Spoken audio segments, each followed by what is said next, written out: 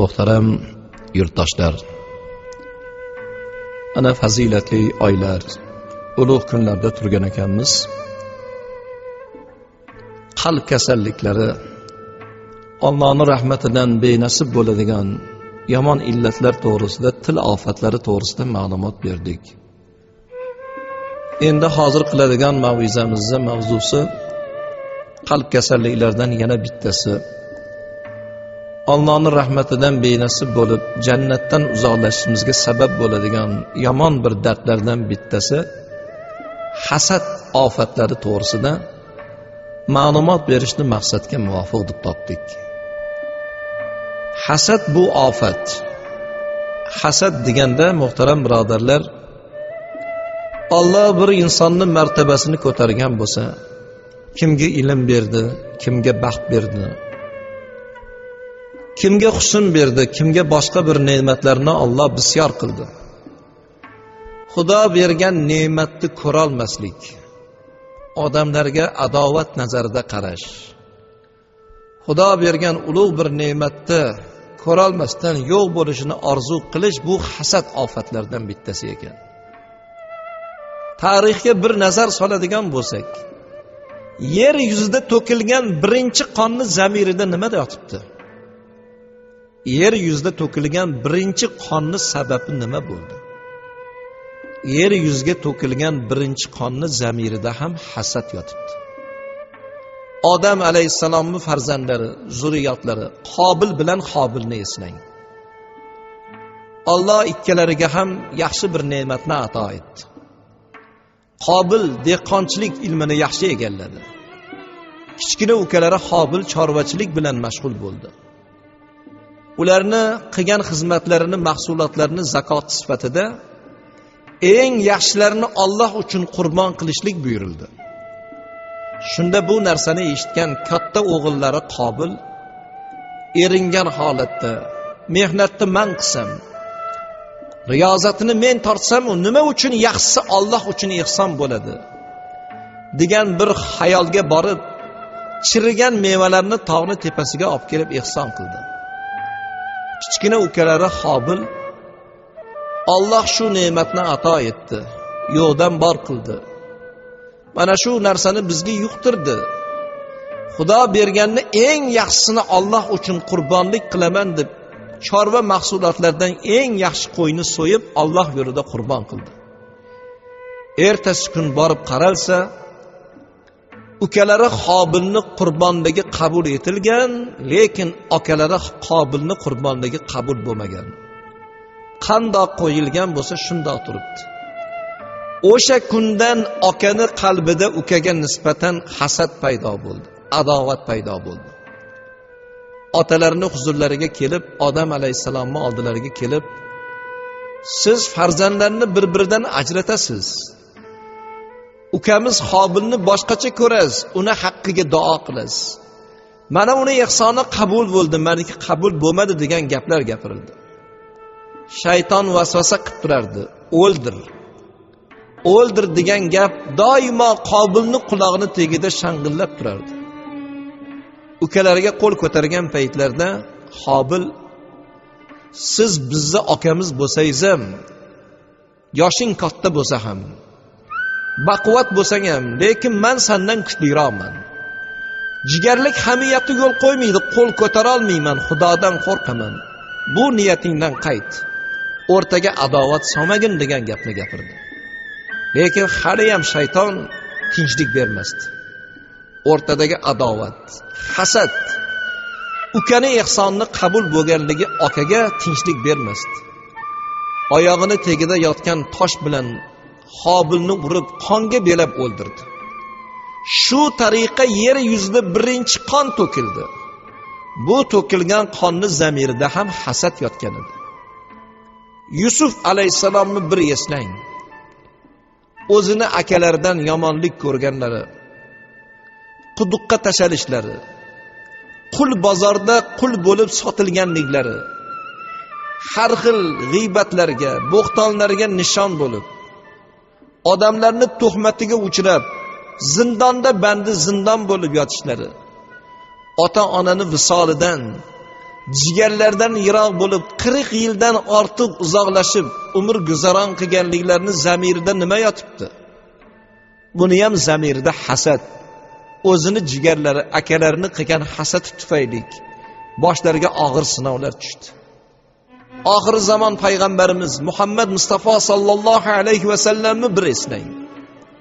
Payg'ambarimizning sifatlari Tavrotda ham, boshqa ilohiy manbalarda ham keltirilgan edi.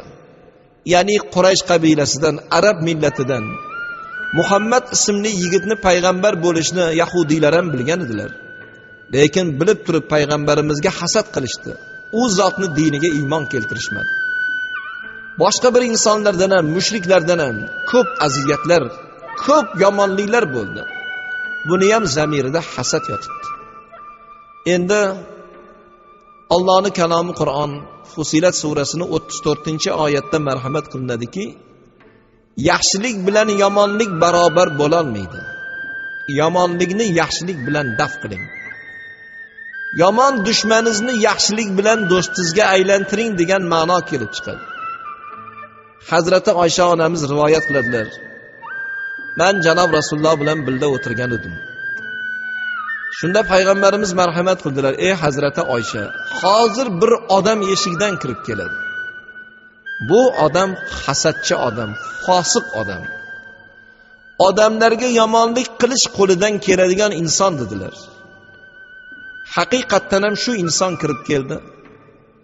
Janob Rasululloh o'rnilardan turib tavozi ko'rsatib, to'rdan joy ko'rsatdilar. Hurmatini joyiga qo'yib kuzatib bordilar. Endi Hazrati Oysha bir inson keladi. Ko'ynida kiri yo'q. Odamlarga adovati yo'q, faqat yaxshilikni ravo ko'radigan inson dedilar. O'sha odam bir qancha daqiqadan keyin kirib keldi. Rasululloh o'rnilaridan turganlari yo'q, ortiqcha tavozi qilganlari yo'q. Bir chekkadan joy ko'rsatdilar, shu inson bir chekkadan turib ketdi. Men taajjub qilib savol qildim: "Ya Allohning rasuli, bir savolim bor. Birinchi odamni yomon inson deb ta'rif qilgan edingiz, hasadgo'y degan edingiz, fosiq degan edingiz. Odamlarga yomonlik qiladigan inson degan edingiz. Lekin shu inson kirib kelganda o'rningizdan turib, to'rdan joy ko'rsatdingiz, hurmatini joyiga qo'yib yana kuzatib qo'ydingiz. Ikkinchi insonni yaxshi odam dedingiz, odamlarga yomonligi yo'q dedingiz, qalbida kiri yo'q dedingiz, adovati yo'q dedingiz. Bu insonga ortiqcha bir tavozi bo'lgani yo'q, iltifot bo'lgani yo'q. Bir chekkadan joy ko'rsatdingiz, bir chekkadan turib ketdi. Buni nima hikmati bor?" Shunda payg'ambarimiz Muhammad Mustafa sallallohu alayhi va sallam: "Ey Hazrati Oysha, Allohning kalomini eslang. Ya'ni yomonlikni yaxshilik bilan daf qilgan oyatni eslang. Bu yomon odam edi. Dushmanimni yaxshilik bilan do'stimga aylantirdim. Yomonlikni yaxshilik bilan kesdim. Shuning uchun tavozi qildim, hurmatini joyiga qo'ydim. Yaxshi bir muomala qildim. Ikkinchi insonni yaxshi odam deb ta'rif qildim. O'rnimdan turganim yo'q. Negaki uni qo'lidan yomonlik kelmaydi. Yuragi toza odam, qalbi ko'ramas, fosiq emas. Odamlarga faqat yaxshilik qilgan inson. Ko'ynim to'q, bu insondan yomonlik yo'q. Ortiqcha harakat tavozi qilmadim. Bildim bu yaxshi inson. Bundan yomonlik kelmaydi" deb javob bergan ekanlar. Endi ulamolarimiz hasadni to'rga bo'lgan ekanlar. Hasadni birinchi turi Alloh bergan ne'matga e'tiroz qilishlik. Allohning bergan tasarrufiga e'tiroz qilishlik. Hayotga bir nazar qiladigan bo'lsak, hammamizni barobar qilgani yo'q. Birimizga dunyoni Alloh juda ham ko'p qilib berdi. Birimizga farzandni bisyor qildi, behisob farzand berdi. Birimizni tirnoqqa zor qildi. Birimizni sihatligimizni ziyoda qildi, birimizni dardmand qildi. Barobar qilgani yo'q. Hammamiz bir-birimizdan farq qilib turibmiz, dunyoda ham, baxtda ham, boshqa jihatda ham. Xudoni bergan tasarrufiga e'tiroz qilishlik. Parvardigor, nimaga bunga behisob dunyo berding? Meni kambag'al qilding. Meni zor qilib qo'yding. Parvardigor, bu insonga behisob farzand berding, tirnoqqa meni zor qilding. Buni baland qilding, meni past qilding. Buni aziz qilding, meni xor qilding deyish Allohning tasarrufiga e'tiroz bildirishlik. Xudo xohlabdi, xayrihi va sharrihi minalloh taolo. Yaxshilik ham Xudodan. Boyni badavlat qilib, saxovatini imtihon qiladi. Gadoni gado qilib, uni sabrini imtihon qiladi. Xudoni tasarrufiga e'tiroz bildirishga bandani haqqi yo'q. Alloh beribdi, Allohning o'zini berganiga shukr qilishlik. Beribsan Parvardigor, bizga ham bergin. Hasad qilmaslik. Bu hasadning birinchi turi. Hasadning ikkinchi turi Xudo bergan ne'matni yo'q bo'lishini orzu qiladiganlar. Birovni baxtsizligidan bahramand bo'ladiganlar, huzur qiladigan, xursand bo'ladigan insonlar bor. Bir odil podshoh o'tgan ekanlar. Zamonalari juda ham odil bo'lgan. Odamlarga yaxshilik qilgan ekanlar. Qo'llaridan kelgancha g'arib, g'urabo, faqir fuqarolarni dardi bilan yashagan ekanlar. Shunda ikkita hasadgo'y kirib keldi huzuriga. Nima shikoyatinglar bor? Qo'shnimizda ikkita sigiri bor. Yaxshi sigir bo'lsa, sizlarga ham nasiba, sut, qaymoq chiqadi. So'yilsa go'shtidan sizlarga nasiba beradi. Buni nimasi yomon? Bizda shu narsa yo'q. Mayli, agar sizlarda bo'lmasa, men farmon beraman. Hukumatning hisobidan sizlarga ikkitadan sigir beramiz. Sigir berasiz. Lekin uni yem hashagi bor, topishi o'zi imkoni og'ir bo'ladi. Adolatimni ko'ring, oxirigacha qilaman. Yem hashagni ham men o'zimni hisobimdan sizlarga beraman. Yem hashagni ham berasiz. Lekin qarashni o'zi bo'lmaydi. Adolatim oxirigacha bo'lsin, meni haqqimga duo qilinglar. Men savob qilib o'rgangan podshohman. Qariydigan cho'ponini ham qo'shib beraman. Sizlar birodan kam bo'lmaylar. Odamini ham berasiz, lekin qarashni o'zi bo'lmaydi degandan keyin podshohni jahli chiqqan ekan. Nimani xohlaysizlar? Sigir desanglar sigir bersam, hashak desanglar hashagini bersam, odamini ham bisyor qilib tursam, nima kerak sizlarga? Nimani xohlaysizlar? Nimadan rozi bo'lasizlar? O'sha qo'shnimizni sigirini tortib olib, o'zini bandi zindon qilib, xonavayron qilsang biz xursand bo'lamiz degan ekanlar. Hasadgo'y insonlarning shunday toifasi borki, Alloh bergan ne'matni yo'q bo'lib ketishini orzu qiladi. Birovni solgan imoratlari qaniydi yonib kulga aylansa, biror bir amalidan ketsa, mansabidan ketsa, dunyosidan judo bo'lsa, farzandidan judo bo'lsa, shundan huzur topadigan, halovat topadigan insonlar bor. Ustingizga bir libos kiysangiz, qulluq bo'lsin degani tili aylanmaydi. Binib yurgan mashinangizga yangi balon qo'ysangiz, lavi ko'karib ketadigan insonlar bor. Shunchalik ko'rolmaslik, hasad juda ham bag'rini ezib qo'ygan insonlar, qalbiga muhr bosib qo'ygan insonlar. Bu hasadgo'ylarning ikkinchi turi. Hasadning uchinchi turi bu fitriy hasad. Hammamizda bor. Xudodan berilgan hasad bu ko'zda bo'ladi.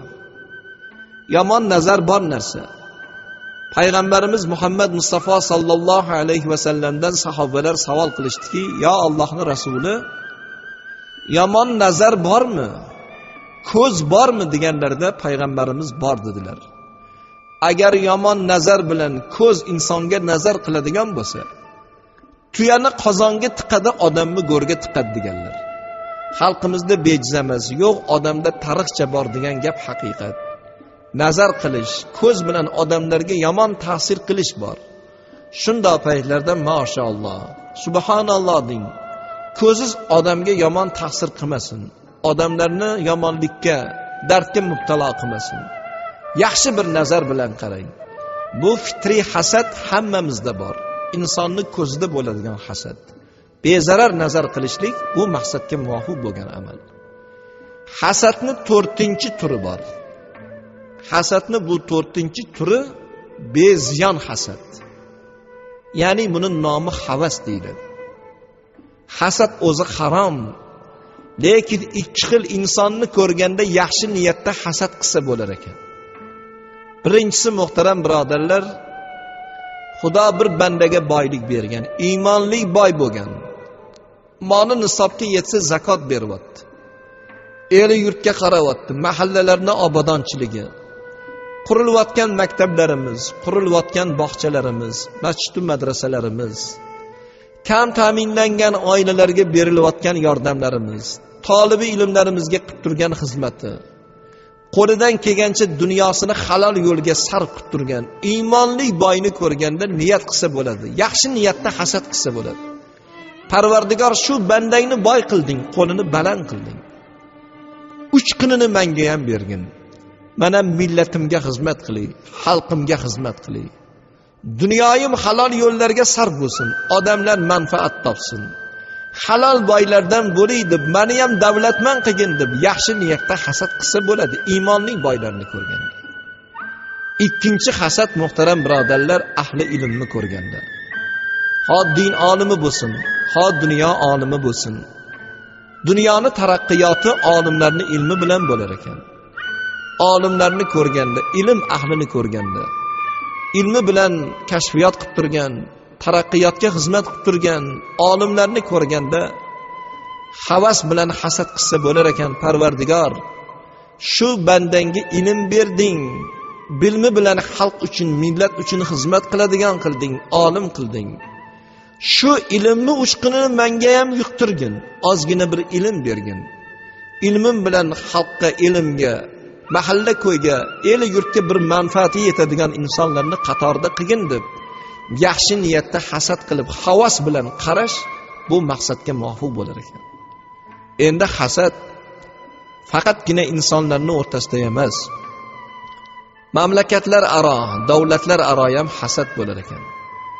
Bir yurtni taraqqiyotiga, uni ravnaqiga, obodonchiligiga hasad qiladigan insonlar, hasad qiladigan davlatlar, qo'lidan kelgancha yomonlik qilishga harakat qiladigan, buzg'unchilik qilishga harakat qiladigan, hasadgo'ylarni yuboradigan, shu bilan shu yurtni taraqqiyotni bo'g'ishga harakat qiladigan toifalar ham bor ekan. Alloh rozi bo'lsin, bu narsani bekitmaymiz. Mamlakatimiz istiqlolga erishgandan buyog'iga, yurtimizni obod bo'lganligi, qancha odamlarimizning nomi toptalgan edi. Aziz avliyolarning qabrlari bir paytlar omborxonalarga, turli xil muassasalarga aylangan edi. Shunda aziz avliyolarning qabrlari obod bo'ldi. Nomi toptalgan, qatag'onga uchragan insonlarning nomlari qaytadan oqlandi. Shunda odamlar shahid bo'lgan joylar qaytadan obod bo'lgan bir davrlar bo'ldi. O'zinglar guvoh bo'linglar, ertalab sahar tongda turganimizda o'zida yurtimizda qancha joylarda oshlar damlanadi, qancha to'yxonalarimiz xalq bilan tirband, dasturxon yozilib turibdi. Qaysi yurtda, qaysi mamlakatda ertalab odamlarning oldiga dasturxon yozib, osh berib, el yurtni siylab turib, himmat qilayotgan odamlarni ko'ryapsizlarmi? Qancha mamlakatlarni borib ko'rib kelyapmiz, qancha yurtlarni kezib kelyapmiz. Islom taraqqiy qilgan mamlakatlarni ham ko'ryapmiz. Boshiga musibat tushganda musibatingga dardman deb tobutni yelkasiga olgan millatni ko'ryapsizlarmi?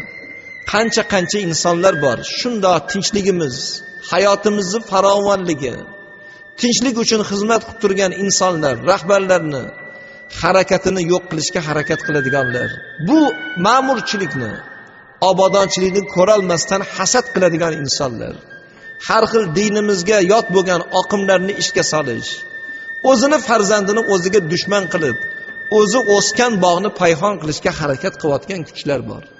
Bu ham yomon hasad. Har bir narsani hisobi yaratganning dargohida muqarrar bo'ladi. Shuning uchun bandamiz Alloh aziz mukarram qilgan. Valaqad karramna bani odam. Aziz mukarram bo'lib dunyoga keldik. Azizlik bilan dunyodan ketaylik. Odamlarni ko'rganda havas qiladigan insonlardan bo'laylik. Hasad balosidan Xudo hammamizni o'zi panohida asrasin. Hasad qilmasdan havas qiladigan, yurtni yutug'idan, odamlarni yutug'idan xursand bo'ladigan, yaxshi amali bilan Allohning jannatiga noil bo'ladigan mo'minlarning qatorida bo'lishni Alloh hammamizga nasib etsin. Yurtimiz, yurtimiz, elimiz tinchlik, barqarorlikda, eminlikda bo'lishligini Alloh nasib etib, kelasi Ramazon oylariga, ulug' kunlarga qatorimizdan xato bo'lmasdan yurtimizni, elimizni Alloh aziz qilsin, xor qilmasin, ustun qilsin, ostin qilmasin. Bu fazilatli suhbatlarimiz Allohning jannatda ham bardavom bo'lishni o'zi nasib etsin.